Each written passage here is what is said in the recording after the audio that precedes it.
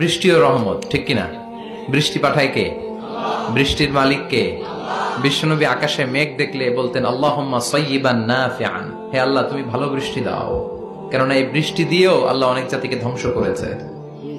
বৃষ্টি দিয়ে মানে অতি বৃষ্টি দিয়ে আল্লাহ বন্যা দিয়ে গোটা দুনিয়াটাকে ভাসিয়ে দিতে পারে কি পারে না? এজন্য মেঘ দেখলে এত আনন্দিত হয়েন না। বৃষ্টি দেখলে অনেকে গান বাজায়, আছে না নাই? এই বৃষ্টি ভেজা রাতে তুমি চলে যেও না, গান গায় না?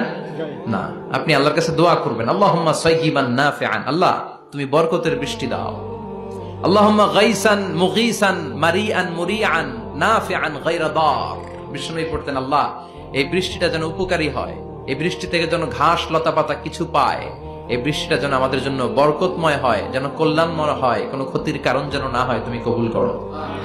আবার বেশি বৃষ্টি হলে বিষ্ণুনবী দোয়া করতেন আল্লাহুম্মা হাওয়ালাইনা ওয়ালা আলাইনা, আল্লাহ আমাদের এলাকায় আর বৃষ্টি দিও না, আমাদের চারিপাশে দাও।